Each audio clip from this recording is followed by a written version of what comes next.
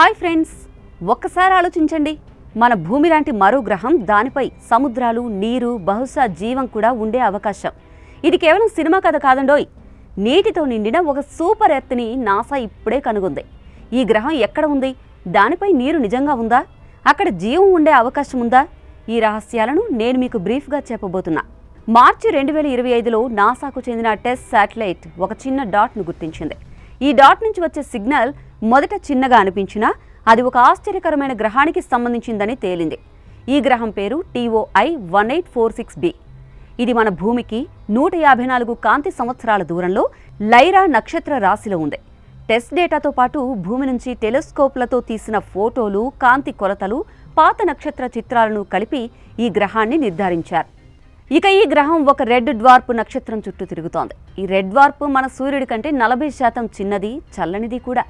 దాదాపు 6000 డిగ్రీల ఫారెన్హీట్ ఉష్ణోగ్రత కలిగి ఉంది.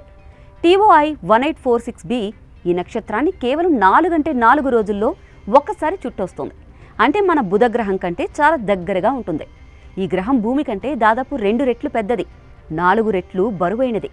దీని సాంద్రత రాతి గ్రహాల కంటే తక్కువ, కానీ గ్యాస్ గ్రహాల కంటే ఎక్కువ.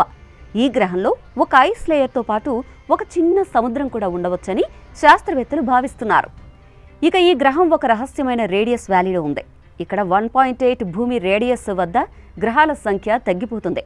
ఇక ఈ నక్షత్రం IRలో ప్రకాశవంతంగా ఉండడం వల్ల దీని వాతావరణంలో నీటి ఆవిరి, కార్బన్ డయాక్సైడ్ లాంటి అణువులను గుర్తించడానికి ఇది ఒక అద్భుతమైన అవకాశం. రెడ్ డ్వార్ప్ నక్షత్రాలు మన గెలాక్సీలో 75% ఉన్నాయి.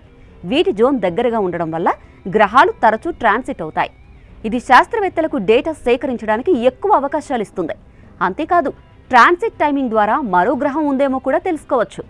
అయితే ఈ గ్రహంపై జీవం ఉండే అవకాశం తక్కువే, ఎందుకంటే దీని ఉష్ణోగ్రత చాలా ఎక్కువ. కానీ జేమ్స్ వెబ్ స్పేస్ టెలిస్కోప్ ద్వారా దీని వాతావరణంలో ఆవిరి, మీథేన్ లేదా ఇతర అణువులను గుర్తించవచ్చు. ఇవి జీవం గురించి చెప్పకపోయినా ఇలాంటి గ్రహాలు ఎలా ఏర్పడతాయి, వాటి వాతావరణం ఎలా మారుతుంది అనే దానిపై కొత్త సమాచారం సేకరించవచ్చు.